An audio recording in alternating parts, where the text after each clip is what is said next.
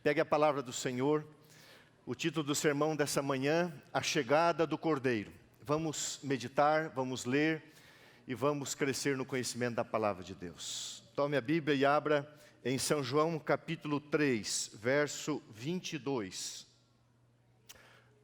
São João capítulo 3, verso 22 até o verso 30. O que esse texto da Bíblia, o que essa porção da Bíblia tem a ver comigo? Acharam aí? Evangelho de João capítulo 3, verso 22. Se você aumentar o meu retorno, eu te agradeço de coração. A Bíblia diz assim: outro testemunho de João Batista. Depois disso foi Jesus com seus discípulos para a terra da Judeia. Ali permaneceu com eles e batizava. Ora, João Batista estava também batizando em Enom, perto de Salim, porque havia ali muitas águas e para lá concorria o povo que era batizado, pois João ainda não tinha sido encarcerado. Ora, entre os discípulos de João e um judeu suscitou-se uma contenda com respeito ao batismo ou à purificação. E foram ter com João e lhe disseram: Mestre, aquele que estava contigo além do Jordão, do qual o Senhor deu testemunho, ele está batizando, e todos lhe saem ao encontro. Respondeu João: o homem não pode receber coisa alguma, o homem não pode receber nada, se do céu não lhe for dada. Vós mesmos sois testemunhas de que eu vos disse: eu não sou o Cristo, mas fui enviado como seu precursor. O que tem a noiva é o noivo. O amigo do noivo que está presente o ouve, muito se alegra por causa da voz do noivo. Esta alegria, pois, já se cumpriu em mim. Convém que Jesus cresça e que eu diminua. Nosso Deus e Pai, a pregação é uma exposição da palavra revelada. A pregação é a manifestação de Deus aos homens através do Espírito Santo. Por razões que só o céu sabe, coube ao Senhor usar a loucura da pregação, usar o imperfeito para falar das tuas verdades. Então, Senhor, nessa manhã, faze a obra, porque muito da pregação ela é ignorada, não compreendida pelo pregador, porque Deus interpreta as palavras de acordo com a necessidade humana. Desce sobre nós, prega ao teu povo, fala ao teu povo em nome de Jesus. Amém. Eu creio que você não tem dúvida de que Jesus é Deus. Jesus é Deus. Quando Jesus encarnou, Ele não perdeu nada da sua divindade. Nada. E quando Jesus foi ao céu, Ele não perdeu nada da sua humanidade. Jesus é plenamente Deus. Jesus se tornou plenamente um homem. O humano e o divino coexistem para que o homem entenda o seu valor, de que ele estará para sempre com o Senhor, como seu filho, como sua filha, a sua igreja estará com ele na eternidade. Deus se tornou um de nós. Esse é o penhor, essa é a garantia que nós temos. Jesus levou a nossa carne, o nosso sangue, os nossos ossos, levou a nossa humanidade para o céu. E como diz John Knox, aquele que levou a nossa carne, porventura não voltará? Sim, ele voltará. E esse mundo será a sua morada, porque aqui será o céu após o milênio. Agora, o pecado entrou nesse mundo por uma razão. A promessa do demônio ao homem era aquilo que ele não conseguira, ser como Deus. E quando Satanás ele vem ao jardim do Éden, e ele diz para Adão e para Eva: vocês serão como Deus. Uma coisa que ele não conseguiu, ele provocou, ele tentou o ser humano. E lógico que o ser humano jamais conseguiria ser como Deus na sua essência. Você pode ser como Deus no seu caráter, não totalmente nesse mundo, mas um dia você será completamente semelhante a Jesus. Irmãos, o que nós vamos estudar nessa manhã é a tentação que chegou na vida de um homem. E você vai entender que esse homem tinha tudo para fazer o que era errado, mas escolheu fazer tudo aquilo que era certo. Muito bem. João Batista nasceu do sacerdote Zacarias e de Isabel 6 meses antes de Jesus. Não frequentou escolas rabínicas, aprendeu de Deus através da revelação, como um nazireu que se dedicou completamente ao Senhor e através da natureza vivia no deserto. Irmãos, João Batista tinha tanto poder, tanta autoridade, tanto respeito por todos, sacerdotes, governantes e líderes, que, se ele quisesse se anunciar como Messias, ele não teria uma resistência. Tamanha era a sua popularidade, tamanho era o seu poder. Ele ficou situado ali na região da Judéia, perto de Bet-Shean, uma região onde tem muitas águas. Os romanos fizeram ali um balneário de banhos e também de orgias. Ele ficava na região ali de Bet-Shean. Extremamente popular, extremamente respeitado, anunciando a chegada de Jesus, a chegada do Messias, a chegada do Deus encarnado. E as pessoas olhavam para ele e perguntavam: você é um profeta ressuscitado? Não. Você é Elias ressurreto? Não. Você é o Messias? Não. Mas você tem poder, você tem autoridade, você pode provocar uma insurreição, uma guerra, e a nação se levantará contra Roma, todos apoiarão. Chega Jesus, na fila dos batizandos. João Batista olha para Jesus e diz: eis o Cordeiro de Deus, que tira o pecado do mundo. Chegou o Cordeiro. E agora, irmãos, o Cordeiro vai ao território de João Batista. Ele vai com os seus apóstolos. Ele entra no domínio do Batista. E ele começa a batizar na mesma região, no mesmo domínio profético, vamos dizer assim. E agora Satanás, usando seres humanos carnais, carregando o miasma da inveja e do ciúme, chegam para João e dizem assim: mestre, presta atenção, tem alguém querendo tomar o seu lugar. Aquele do qual o Senhor deu testemunho está batizando. Todo mundo está indo ao seu encontro. A sua popularidade caiu.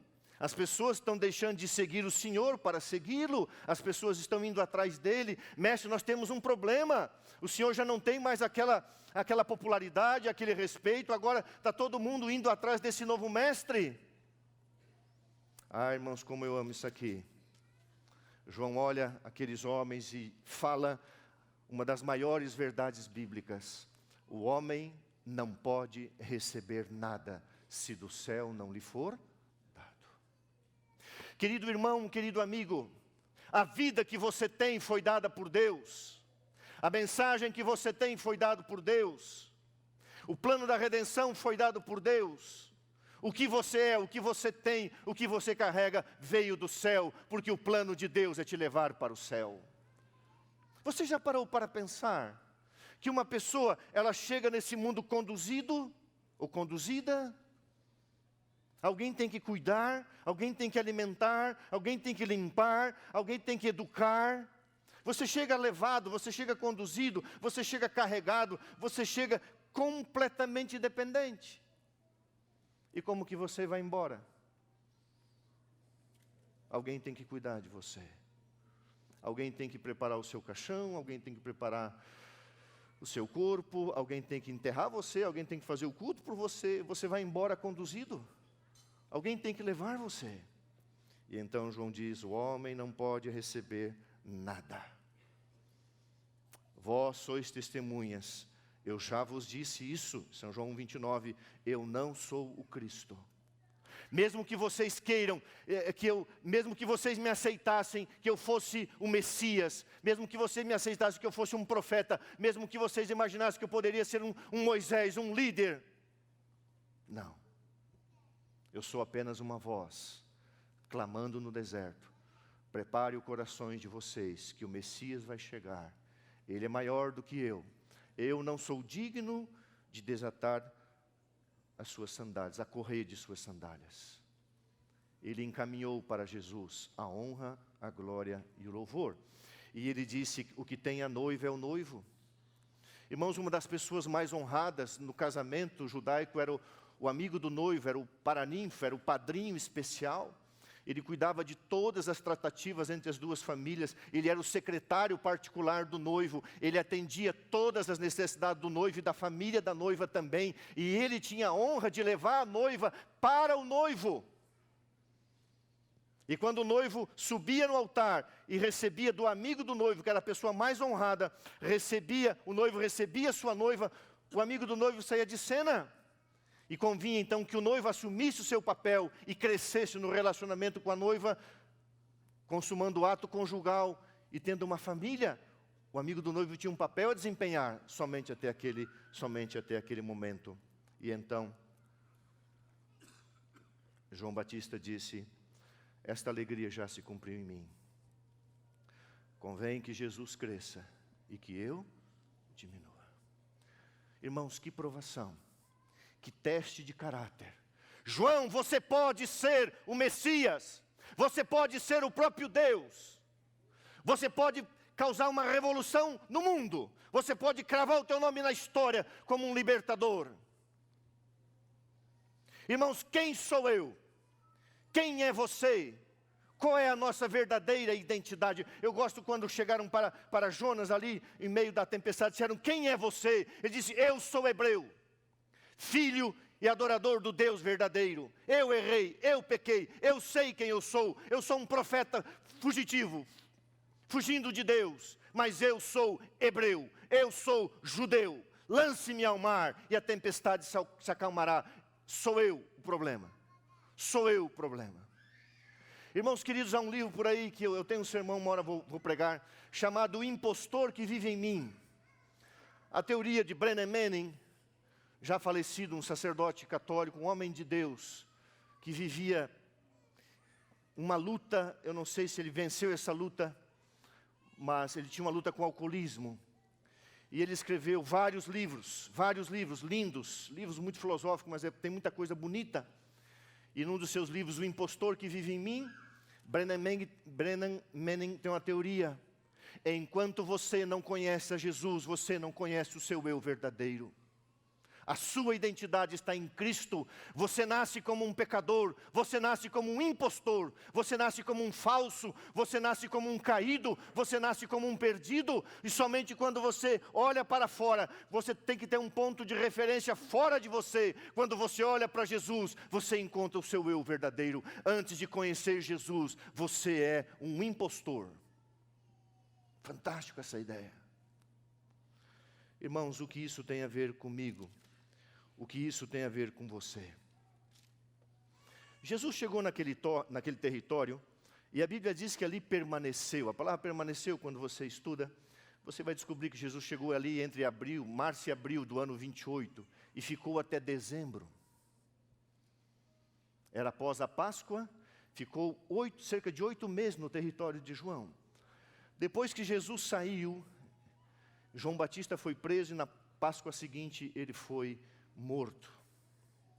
Jesus veio ali, o Cordeiro de Deus chegou.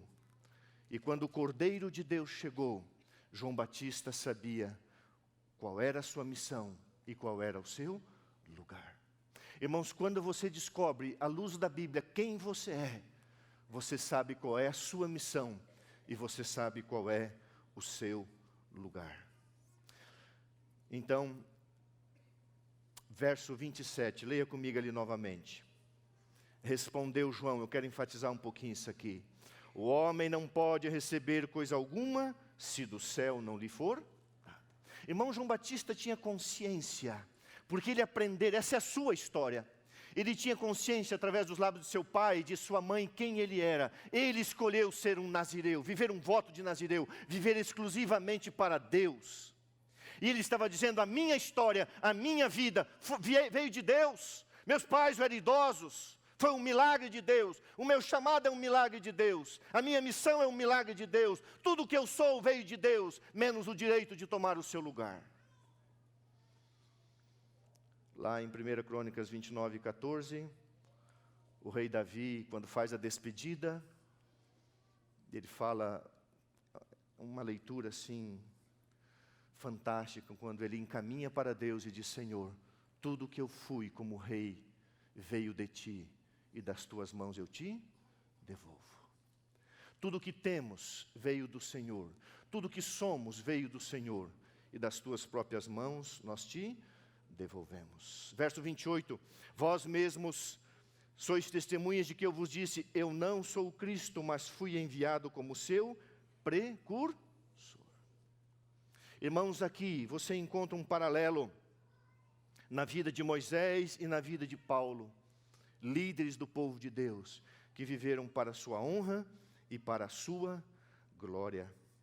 Ah, irmãos queridos, o argumento de João era a chegada do Messias, era o precursor de Cristo. Deixa eu perguntar para você, qual é a nossa doutrina mais acariciada? Qual é a nossa esperança mais certa? É que Jesus vai voltar. E como João viveu uma vida em função da vinda do Cordeiro, nós temos que viver uma vida em função da vinda do leão da tribo de Judá. O Cordeiro veio, irmãos, para abrir os 7 selos. E abriu os sete selos. E na vinda do Cordeiro, ao abrir a história, ao mudar o curso da história, o Cordeiro abre os selos. Mas o cumprimento dos selos é o leão da tribo de Judá. Assim como João preparou o caminho para a igreja receber o Messias, nós precisamos preparar a igreja, a nossa vida e o mundo para a chegada do leão da tribo de Judá. Eu não sei em que momento foi, eu não sei como isso aconteceu, mas parece, irmãos, que como igreja nós perdemos e não podemos perder, nós temos que resgatar, mas parece que perdemos. Em algum momento um grande ensino bíblico: prepara-te, ó Israel, para te encontrares com teu Deus. A Bíblia diz, sem a santificação ninguém verá o Senhor. Prepara-te, ó Israel. Está, irmãos, a nossa igreja se preparando? Está a nossa igreja preparada? Está você se preparando para o dia final, para o retorno de Jesus em glória e majestade? Essa é a tua preocupação? Em virtude do que você vive? Irmãos, como cristãos, nós deveríamos viver em virtude de um dia, o dia final, o último dia da nossa vida. Não sabemos o tempo, não sabemos a hora, mas sabemos que o Cordeiro de Deus veio e o leão da tribo de Judá virá em glória e majestade. O nosso papel é preparar o caminho do nosso próprio coração, da nossa família, da nossa igreja. Você acha, irmãos, que quando a gente pensa numa vigília, você acha que para quê? Para fazer uma festa, para criar popularidade? Para quê? Ah, irmãos, Deus nunca vai abrir mão dos seus princípios. Oração, lição da escola sabatina, Bíblia, dom profético, testemunho. Deus não vai mudar as armas, Deus não vai mudar as ferramentas, Deus não vai criar outro método de santificação e de preparo, a não ser através da vigilância, da oração.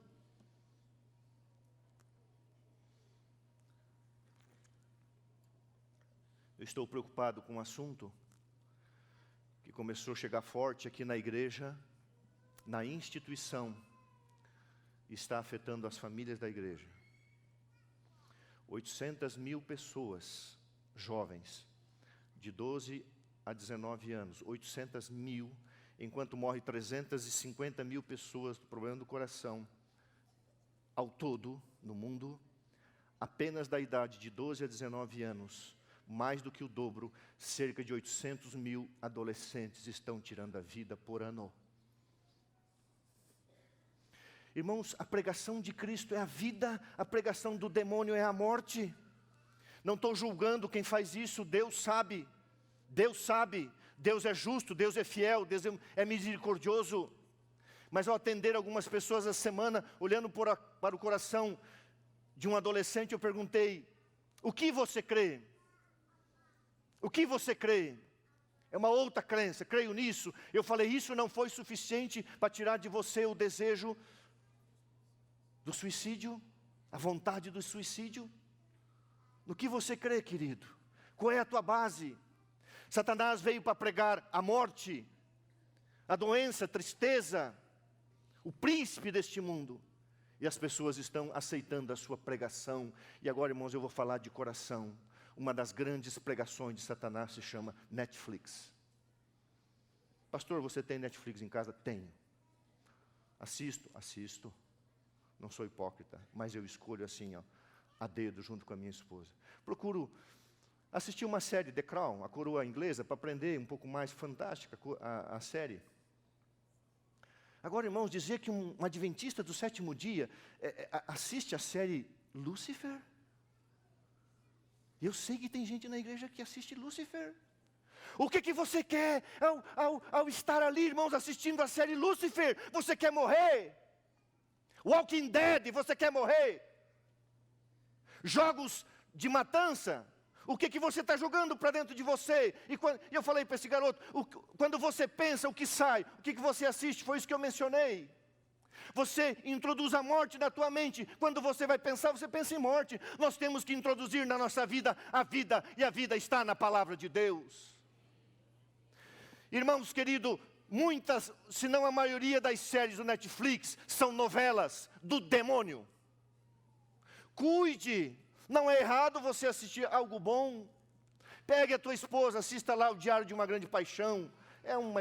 Pega os filmes de Nicholas Sparks, eu estou fazendo uma propaganda aqui. É um filme que te aproxima da tua esposa, do teu cônjuge, do amor, do carinho.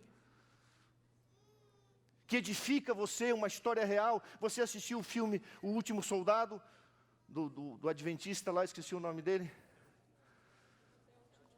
Como? Até o Último Homem, mas como que é o nome do irmão lá? Desmond Doss. E como que é o nome do autor de Lúcifer? Não fala. Era para provocar você. Na verdade, tinha esquecido mesmo. Mas você assistiu esse filme? Até o Último Homem, Desmond Doss? Que inspiração, irmãos. Que exemplo de não pegar numa arma.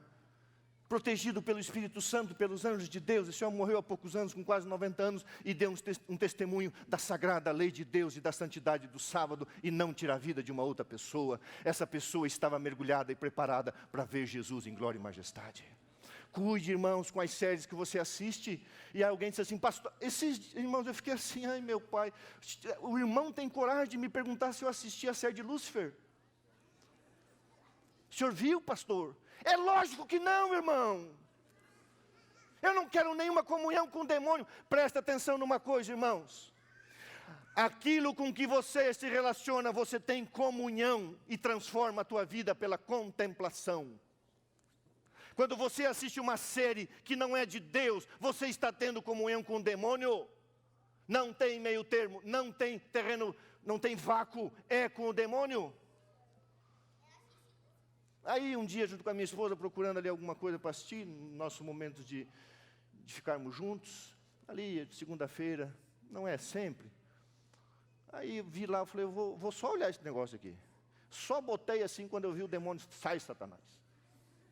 Eu botei assim, falei, até fiquei meio curioso, para ver um pedacinho, para não ser tão ignorante. Falei, não, nem vou mexer nesse negócio aí, tá louco?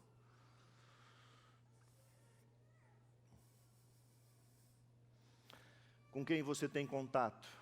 Com quem você tem comunhão? João Batista estava imerso em Jesus Cristo e apontava o Cordeiro de Deus. E nós temos que estar imerso em Cristo, olhando para o leão da tribo de Judá, que em breve voltará. Irmãos, é papel do pastor exortar, falar. Irmãos, você acha que eu gosto de pregar assim? Não. Mas a gente está vendo esse mundo indo para o fim. A gente está vendo o que está acontecendo aí. Nós vamos tratar na vigília. Em breve Jesus vai voltar. Prepara-te, ó Israel, para te encontrares com teu Deus.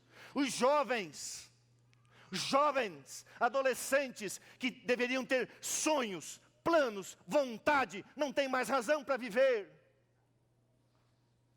Viktor Frankl, pai da terceira escola parisiense de psicoterapia, criou uma teoria chamada logoterapia. Esse homem passou por 3 campos de concentração na Segunda Guerra Mundial. E ele tem uma teoria fantástica. Ele era um judeu. Eu li um livro dele semana passada, O Sentido da Vida. Estou lendo um outro livro dele chamado agora A Presença de Deus Ignorada. Ele ele é muito claro, ele diz assim: se você tem uma razão para viver, se você tem uma razão para viver, você pode enfrentar qualquer como. É uma frase de Nietzsche, mas ele usa de uma forma diferente. Se você tem uma razão para viver, você pode passar por qualquer situação. E ele tinha uma razão para viver. E pela graça de Deus, ele só morreu com 93 anos, ele sobreviveu a 3 campos de concentração, porque ele tinha um sonho na vida, ele tinha uma razão para viver. Perdeu toda a família. Irmãos, se nós não acreditarmos na volta de Jesus em glória e majestade, se nós não esperarmos um novo céu, uma nova terra, você não tem razão maior para viver. A nossa razão para viver é a vinda do leão da tribo de Judá. O Cordeiro de Deus veio, abriu os selos, nos deu poder para vencer o pecado, e Jesus voltará em glória e majestade para destruir o pecado e a morte. Essa é a nossa grande esperança de fé. Prepara-te, ó Israel.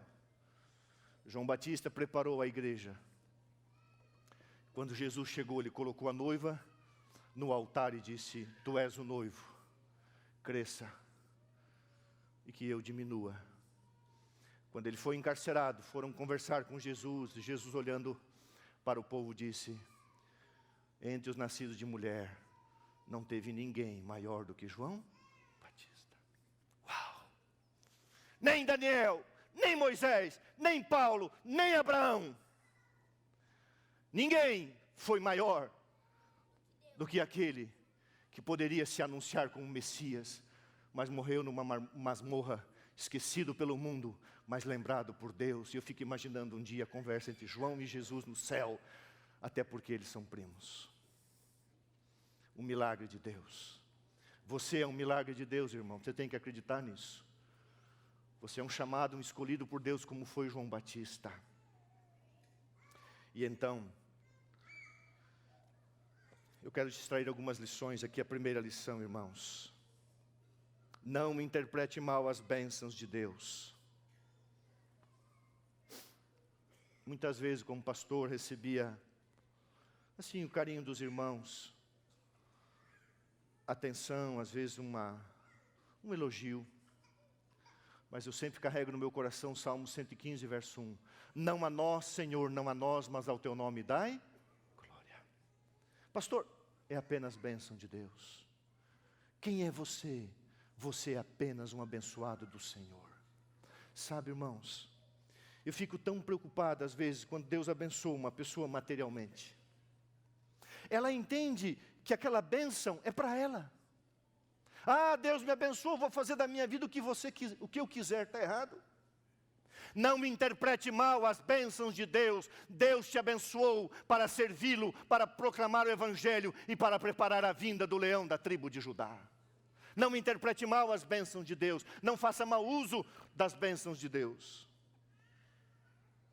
A segunda coisa, irmãos: as promessas de Deus estão sujeitas às condições soberanas de Deus e à vontade suprema de Deus. Verso 29, quando ele disse: o que tem a noiva é o noivo. Esteja familiarizado com o Redentor. Jesus não virá como cordeiro, ele virá como leão. João estava familiarizado quando Jesus chegou e entrou na fila do batismo. Ele recuou e disse: se alguém aqui tem que ser batizado, sou eu. E Jesus disse: João, eu quero me colocar no lugar do pecador, não como um pecador, eu quero me identificar com o pecador. Você entende isso, João? Quando eu disser para as pessoas: quem crer e for batizado será salvo. Irmãos, o batismo é uma identificação com Cristo, é uma união com Cristo. É uma união com Jesus. Jesus se identificou com você, você se identifica com Ele. Irmãos, esteja familiarizado com o Redentor. Quando Ele vier, Ele vai olhar para você e vai dizer: eu te conheço. E você vai dizer: este é o Deus que eu estava esperando. Uau! Esse é o Deus com que você está familiarizado, ou com que você está se familiarizando.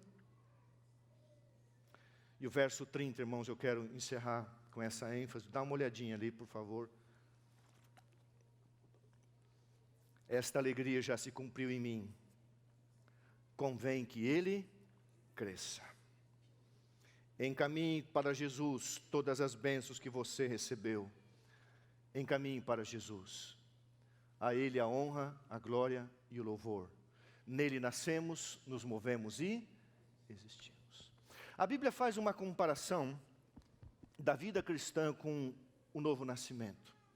A Bíblia diz que quando o Espírito Santo vem sobre nós, Cristo é gerado em nós. Cristo é fecundado espiritualmente, é uma metáfora. Cristo é fecundado em nós, é gerado dentro de nós. Nós aceitamos a Jesus, nós nos batizamos. E agora, como uma criança que é concebida no útero, como uma criança que é gerada, que é fecundada, essa criança ela toma forma e ela toma conta do útero. Ela toma conta parcialmente do corpo da mulher, mas totalmente do útero. Assim, irmãos, a Bíblia diz que a vida do cristão é como a luz da aurora que vai crescendo mais e mais até ser dia perfeito. Todos os anos, todas as semanas, todos os dias, Jesus tem que crescer em nós. Que Ele cresça e que o meu orgulho, a minha vaidade, o meu egoísmo, a minha inveja, essas coisas do demônio diminuam, desapareça. Que Cristo cresça e que o eu desapareça, que o eu diminua. É tempo de ver Jesus em nossa vida e menos do eu. Convém que Ele cresça. Como uma criança que toma conta do útero, assim Jesus deve tomar conta de nossa vida. Ele deve tomar posse. Paulo e também Tiago diz que nós fomos gerados em Cristo. E Paulo diz, eu sofro dores de parto até ser Cristo formado em vós. Nós somos gerados e agora Jesus tem que crescer, se desenvolver e o nosso eu diminuir, nosso eu desaparecer. No tempo de João Batista havia um miasma. Você sabe o que é miasma? Miasma é sujidade, é poluição. O original da palavra miasma significa o cheiro podre, o cheiro pútrido de um ser vivo em decomposição ou de um vegetal. É a exalação pútrida que emana de animais e de vegetais em decomposição.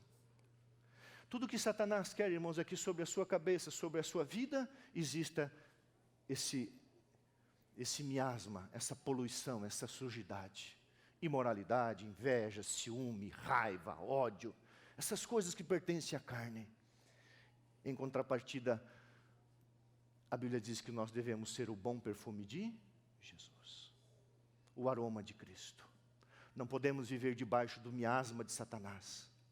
João Batista, ela diz, estava acima do miasma da inveja e do ciúme. Ruins suspeitas. Essas coisas, irmãos, isso nós temos que estar acima disso. Trabalhar com Deus para que isso saia da nossa vida. Convém que Ele cresça. Encaminhe para Jesus todas as bênçãos que você recebeu. Encaminhe para Jesus todas as bênçãos que você recebeu. A Ele a honra, a glória e o louvor. Ontem à noite eu fiquei pensando, e eu não consegui achar na minha anotação se eu já contei essa história aqui. Se eu já contei, não fala, para eu não passar vergonha, porque se eu contei eu vou repetir. Numa cidade do interior de São Paulo, havia uma irmã que tinha um pequeno salão de beleza, viúva, 2 filhos. Maria, seu nome. Chega naquele pequeno salão de beleza um andarilho, sujo, imundo, cabelo comprido. Bom, não precisa descrever um andarilho para você que anda de cidade em cidade no interior de São Paulo. Um saco de lixo, carregando os seus pertences sujos, aquele cheiro. Chega no salão. Chega no salão aquele cheiro, aquele odor. Mas encontra ali o bom perfume de Jesus. Maria olha para aquele homem e vê uma oportunidade de ser Cristo. Coloca o Nelson para dentro, lava o seu cabelo, corta o seu cabelo, faz a sua barba, lhe arruma roupas limpas, toalha, boa alimentação, lhe dá um excelente banho e um quartinho nos fundos para ele ficar. Cuida daquele homem, limpa-o externamente. Aquele homem vê, por que essa mulher fazia isso? E ela então ensina a palavra de Deus. E Nelson nasce em Cristo Jesus como uma nova criatura. Ambos se tornaram obreiros bíblicos. Eu era pastor na Central de Campo Grande, no Mato Grosso do Sul, no ano de 2002. Eu soube dessa história, de um andarilho acolhido por uma irmã, e eles acabaram se casando. Maria limpou tanto que se apaixonou. Casaram. E eu então faço contato com Maria e com Nelson.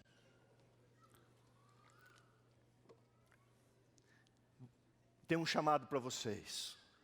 Vocês serão obreiros bíblicos no Mato Grosso do Sul. A igreja vai cuidar de vocês. Deixaram tudo para trás e foram. Pensa numa coisa que dá vontade de rir, quando você sai da igreja para receber o casal, uma Brasília, não era amarela, cinza, cheio de coisas, panela, colchão. A mudança deles dentro de uma Brasília. E tinham viajado mais de 600 quilômetros. Eu falei, bem-vindos, tal. Dei toda a acolhida, todo amor, todo carinho. Plantamos uma igreja na cidade de Bandeirantes, eles ficaram lá. E eu fui para Curitiba. Passei a amar tanto esse casal, chamei esse casal, fomos para Curitiba juntos. E nós plantamos uma igreja num bairro chamado Valo Velho, ao lado da rodoviária. Eles me ajudaram. Pensa num homem cheio de Deus, num homem simples, humilde, num homem que só queria pregar Jesus e a sua volta. Lá em Campo Grande, eu estava fazendo evangelismo num bairro, recebo uma ligação, o irmão Nelson, agora ele tinha um Fusca mais novo, a gente deu um upgrade, de Brasília para Fusca. E ele ele me ligou e disse, pastor, estou aqui no Jardim Bálsamo, estávamos plantando outra igreja, eu fazia muito evangelismo naquela época. Estou aqui e o irmão fulano, ele quebrou a perna. E eu falei, Nelson, estou fazendo evangelismo, até eu correr para ir, eu estava em outro lugar, até eu ir para ir voltar, traz ele para o hospital, que eu vou para o hospital. E ele vem com seu Fusca e ele faz uma conversão errada antes de chegar no hospital, na Santa Casa de Misericórdia. Ele fez um movimento errado e veio um carro e bateu. Levaram o irmão quebrado para o hospital e ele ficou ali. E aí liga, pastor, sofri um acidente, o carro bateu. E quando eu cheguei ali, irmãos, o carro estava sendo colocado em cima de um guincho. Eu falei, Nelson, por que estão levando teu carro embora? Porque o homem que bateu em mim me tomou. Eu falei, como tomou? Eu falei para ele que eu não tenho seguro. E ele disse, então vou tomar o teu carro. Eu falei, quem é esse ser vivente? Aquele senhor lá. Desculpa se tem algum advogado aqui, ele era advogado, tá? Não estou falando mal dos advogados. Mas ele se encheu de direito e eu cheguei para ele e falei, senhor, muito prazer. Ele, prazer, é o doutor tal, sou advogado. Eu falei, tudo bem, senhor advogado, tudo bem, mas o senhor é um homem pobre. O senhor vai tomar o carro dele? Ele não tem dinheiro para me ressarcir. O senhor vai me ressarcir? Eu falei, vamos conversar. Eu vou tomar o carro. E tomou o carro. Eu não quis brigar, eu não ia brigar com o pastor. O carro já estava em cima, o Nelson já tinha assinado o documento. Eu falei, Nelson, por que você entregou o carro? Pastor, eu bati, eu estou errado. Eu não tenho como pagar, ele vai levar o meu carro para... Não foi uma batida tão grande. E eu falei assim, é assim que o senhor faz justiça? Ele falou, com as próprias mãos. Eu falei, que o Senhor o abençoe até o dia final. Ele sabia que era da igreja, tudo. Eu falei, Nelson, ele falou, pastor, Deus deu, tá bom, tá tudo certo. Deus deu fusquinha para mim, pastor, um dia Deus vai prover. E era final do ano, eu fui para Curitiba, levei o Nelson e eu contei essa história na igreja central de Curitiba e coloquei o Nelson na frente, a igreja levantou uma oferta, deu um Uno para ele, quase novinho. Um Uno, irmãos, ar, direção, vida elétrica, trava. Aí o Nelsinho de Uno. Compramos um Uninho, filé. Ele está vendo, pastor? O diabo me tirou o Fusca, Deus me deu um Uno. Hoje seria um Moblike, ou pelo menos um... É o que eu tinha, era um Moblike. Passou ali, irmãos, 1 ano e meio. A Maria um dia me liga e diz, pastor, o Nelson está no hospital também, Casa da Misericórdia. Agora, tudo certinho. Eu fui até a Casa da Misericórdia. o Nelson descobriu um câncer avançado no estômago.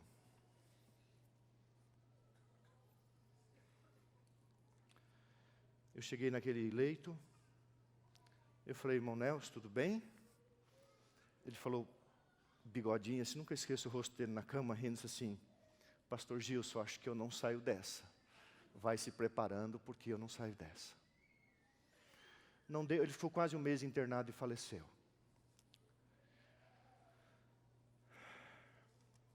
No sepultamento, a Maria, 2 filhos na faculdade. Sim, pastor, eu nunca imaginava que nesses 6, 7 anos que eu cuidei do Nelson, eu nunca imaginava que esse homem seria um anjo na minha vida, e ele está salvo, ele morreu em Cristo. Eu sei, Maria, e eu vou me preparar para vê-lo em glória e majestade. E nos últimos dias da vida, como Nelson sempre fez, ele encaminhou todas as coisas para Jesus. Ele tinha um seguro de vida. A Maria nunca teve casa pessoal.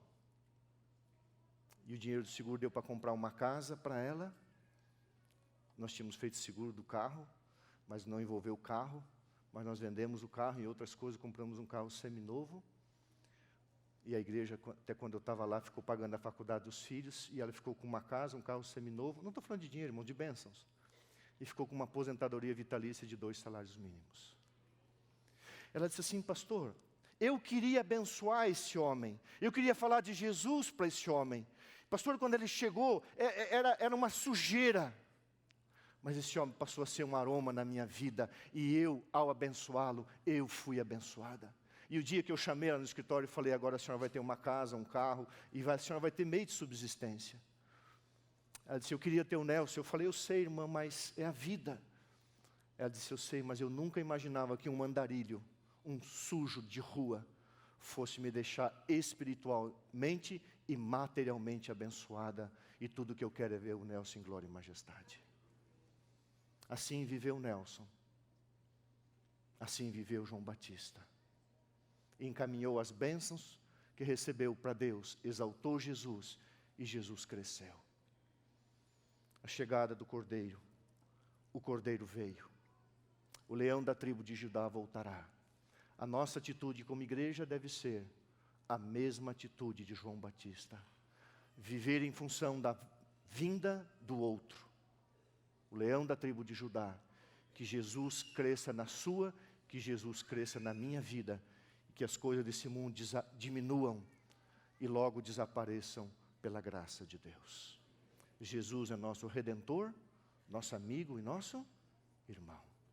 Vamos cantar esse hino. Vamos ficar em pé, querido pastor Turíbio. Vamos cantar esse hino, meu Redentor, meu amigo e irmão.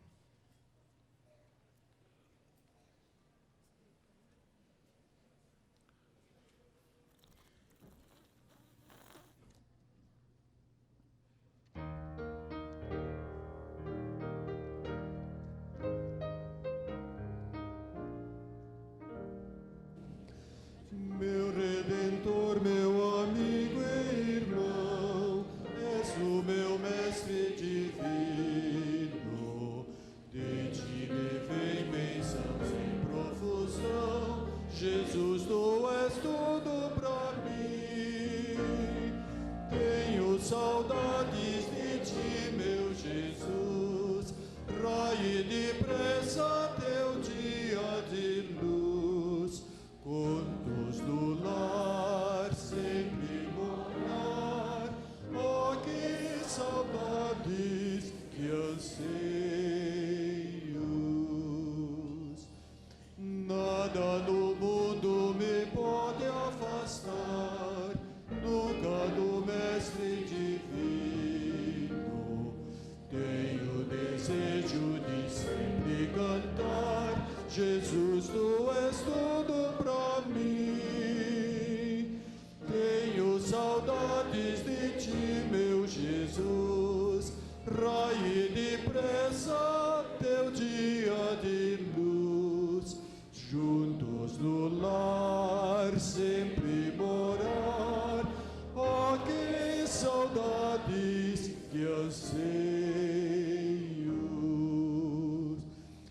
Mais do que o mar é profundo esse amor de Cristo Mestre divino. Sinto elevar-me tão grande favor, Jesus, tu és tudo pra mim. Tenho saudades de ti, meu Jesus, raio depressa teu dia de luz, juntos no lar sempre morar. Oh, que saudades, que anseios. Podem amigos aqui me trair, mas nunca o Mestre divino. Seu grande amor não me deixa cair, Jesus, tu és tudo pra mim. Tenho saudades de ti, meu Jesus, raio depressa teu dia de luz, juntos no lar sempre morar. Oh, que saudades, que anseios.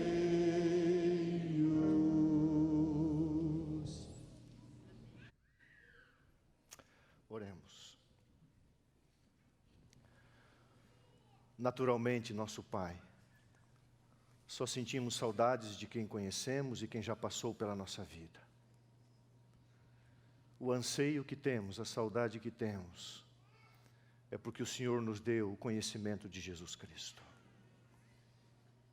Nos ajuda a viver a exemplo de João, em virtude do Messias vindouro, que para nós é o Rei, o leão da tribo de Judá, que em breve voltará. Estamos vivendo num mundo devastado pela guerra do pecado.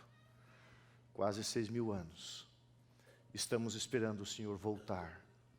Mas o Senhor voltará preparado, com uma cidade preparada, com uma casa preparada para aqueles que estão preparados. O céu é um lugar preparado para pessoas preparadas. João estava preparado. E quando o Messias chegou, ele sabia qual era o seu lugar. Ele era apenas a voz do deserto. E Jesus tomou conta da onda popular para salvar pessoas. João Batista pereceu numa prisão. Mas dos lábios do Salvador e Senhor Jesus Cristo saiu um elogio sagrado e divino. Entre os nascidos de mulher, ele foi o maior. Ó Deus, que a nossa vida seja um crescendo espiritual. Que Jesus não apenas nasça e renasça, mas Jesus seja formado em nossa vida, em nosso interior e tome posse do nosso eu, a ponto de nós dizermos como o apóstolo Paulo, vivo não mais eu, mas Cristo vive em mim. Perdoa, porque muitas vezes, Senhor, nos colocamos no miasma de Satanás. Tira de nós essas coisas ruins, negativas, carnais, humanas. Nos dê a humildade, a grandeza do amor, do serviço desinteressado, da paixão por Jesus e da compaixão pelo próximo. Ó Deus, louvado seja o teu nome por nossa igreja, por tua igreja. Que amemos a ti, Senhor, e a tua igreja, porque é a única coisa que restará neste mundo no tempo do fim. Leva-nos em paz. Abençoa o estudo da palavra através da lição da escola sabatina, em nome de Jesus. Amém.